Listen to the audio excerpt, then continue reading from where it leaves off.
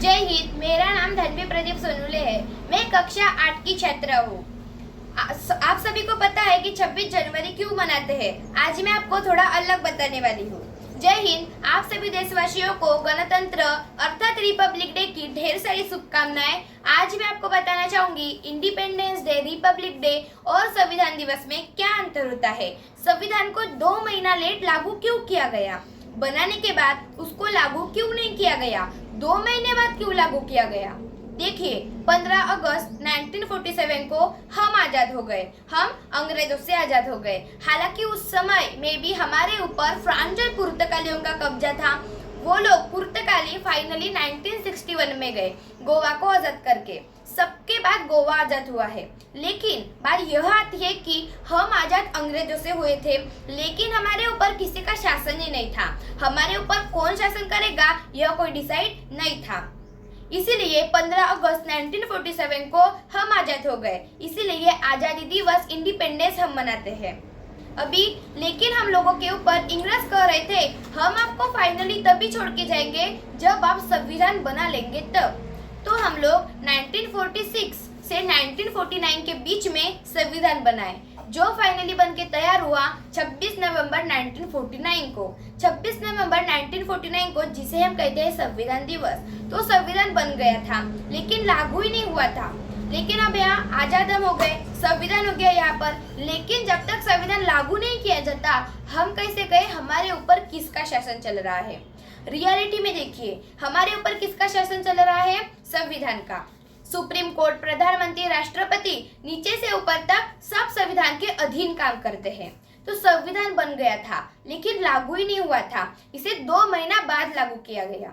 26 नवंबर 1949 में 2 महीना जोड़ेंगे तो वो 26 जनवरी 1950 हो जाएगा, जिस दिन संविधान लागू हुआ था। उस दिन हम मनाते हैं रिपब्लिक डे।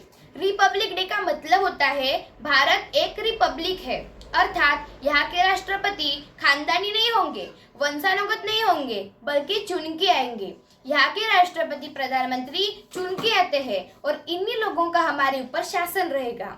इस वजह से हम जिस दिन आजाद हुए उस दिन को हम मनाते हैं 15 अगस्त स्वतंत्रता दिवस, इंडिपेंडेंस हम मनाते हैं। और जिस दिन संविधान बनके तैयार हुआ उस दिन को हम मनाते हैं 26 नवंबर को, संविधान दिवस के दिन। लेकिन जिस समय संविधान को लागू किया गया, हम सबको संविधान के अधीन किया गया, उस दिन को हम मनाते हैं 26 जनवरी के रूप में, रिपब्लिक डे के दिन। अभी टोटल मैटर यह समझिए कि संविधान को 2 महीना लेट लागू क्यों किया गया। अब थोड़ा इतिहास में जाएंगे और देखेंगे संविधान को 2 महीना लेट लागू क्यों किया गया। एक्चुअली जब द्वितीय विश्व युद्ध चल रहा था तो इंग्लैंड पर बहुत क्षति हुई थी। जर्मनी ने धो दिया। लंदन पर 15 दिन 15 रात बिना रुके बम गिराया था। इसीलिए इंग्लैंड की जो जनता थी वह युद्ध से पूरी तरह से त्रस्त हो गई थी। वहाँ कंजर्वेटिव पार्टी की सरकार थी। विंस्टन चर्चिल प्रधानमंत्री थे। उसी समय उनके विपक्ष में जो लेबर पार्टी थी उसके नेता थे क्लीमेंट एटली।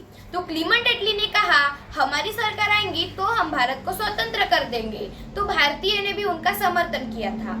और जब क्लीमेंट एटली की सरकार बनी तो उन्होंने भारत को स्वतंत्र करने के पक्ष में वो आ गए। उन्होंने अपने 3 कैबिनेट मंत्री, आप देखते होंगे भारत में भी कैबिनेट मंत्री होते हैं, जैसे रक्षा क्षेत्र के कैबिनेट मंत्री राजनाथ सिंह है, विदेशी मंत्रालय के कैबिनेट मंत्री जयशंकर साहब है। तो अलग अलग कैबिनेट मंत्री होते हैं। उन्होंने अपने 3 कैबिनेट मंत्रियों को भारत भेजा। 1946 में वो भारत आए थे, इसीलिए उनको कहा गया कैबिनेट मिशन। यह जो कैबिनेट मिशन था इसमें 3 सदस्य थे। पहले का नाम था क्रिप्स, अलेक्जेंडर और लॉरेंस। इन तीनों सदस्यों में से इनका लीडर कौन था, लॉरेंस। लॉरेंस इनका लीडर था। यह 3 लोग थे जिन्होंने भारत को करने के लिए 3 काम दिए थे। पहला काम इन्होंने कहा आप अंतरिम सरकार बना लीजिए और 5 साल सीखिए कि सरकार कैसे चलाई जाती है। आपने देखा होगा हम आजाद 1947 में हुए, लेकिन हमारे यहाँ प्रधानमंत्री का चुनाव हुआ 1951 और प्रधानमंत्री बने 1952 में। तो यह 5 साल जो सरकार चली यह अंतरिम सरकार थी, हमारी ओरिजिनल सरकार नहीं थी। यह अलग टॉपिक है, इसे हम छोड़ देते हैं। मेन आते हैं संविधान पर। तो इस कैबिनेट मिशन ने कहा कि आप लोग संविधान बना लीजिए, जब तक संविधान बन के तैयार नहीं हो जाता, पूरी तरह से लागू नहीं किया जाता, हम आपकी देखरेख करेंगे, जैसे ही लागू हो जाएगा हम यहाँ से चले जाएंगे। तो संविधान बनने की प्रक्रिया शुरू हुई कैबिनेट मिशन के आधार पर। लेकिन अब ये संविधान कौन बनाएगा? इसलिए इनडायरेक्ट इलेक्शन करवाया गया, अप्रत्यक्ष निर्वाचन कराया गया, और जो लोग चुनकर आए थे उन्हें संसद के सेंट्रल हॉल में बिठाया गया। आज भी भारतीय संसद में कोई परंपरा होती है, कोई शपथ ग्रहण करता है, कोई विदेशी मेहमान आता है, तो उसे संसद के सेंट्रल हॉल में ही बिठाया जाता है। संसद के सेंट्रल हॉल में बैठकर संविधान को लिखा गया था। और इस संविधान सभा में जो इलेक्शन हुआ था 1946 में, संविधान सभा का जो गठन कराया गया, उस समय 389 सदस्य थे, क्योंकि उस समय अखंड भारत था, ना बांग्लादेश टूटा हुआ था ना पाकिस्तान, उस समय अखंड भारत था। लेकिन अगले ही वर्ष भारत का विभाजन हो गया, और जो लोग पाकिस्तान से चुन के आए थे वह यहाँ से चले गए वहां पर। इसीलिए इसमें सबसे प्रमुख का नाम सुनेंगे लियाकत अली। लियाकत अली विद्या मंत्री थे, बाद में पाकिस्तान चले गए। इसीलिए 1947 में भारत का विभाजन हो गया।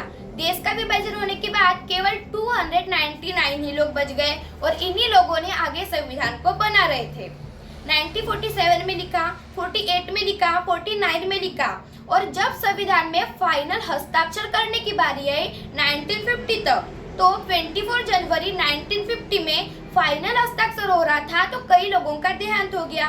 इसीलिए केवल 289 ही लोग बच गए, और संविधान पर जो 13 किलो का जो हमारा संविधान है, हमारा ओरिजिनल संविधान 13 किलो का है, इसमें जो हस्ताक्षर है वह सिर्फ 289 लोगों का ही है।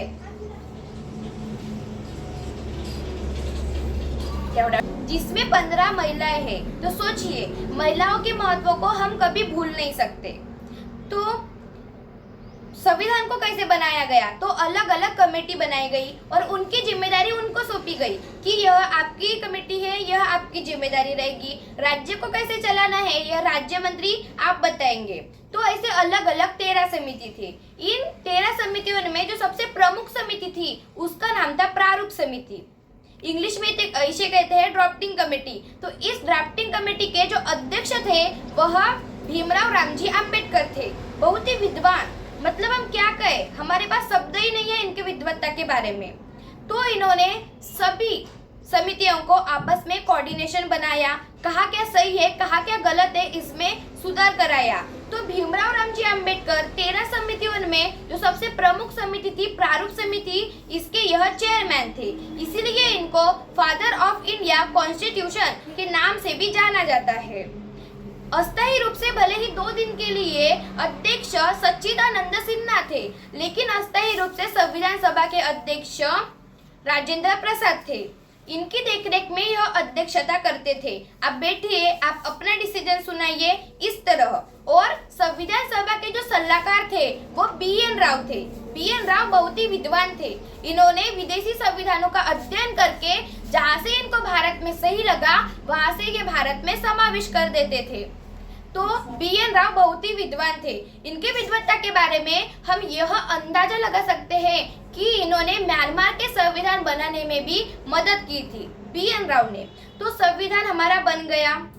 इस संविधान बनने में 2 साल 11 महीने 18 दिन में हमारा टोटल संविधान बनके रेडी हो गया। इतनी मेहनत और प्रयास के बाद फाइनली हमारा संविधान बनके तैयार हुआ 1949 को, जिसे हम कहते हैं संविधान दिवस। लेकिन इसे लागू किया गया 2 महीने बाद 26 जनवरी 1950 को। अभी 2 महीने लेट क्यों लागू किया गया, इसकी टोटल कहानी मैं आपको फिर कभी बताऊंगी। Thank you. जय हिंद, जय भारत।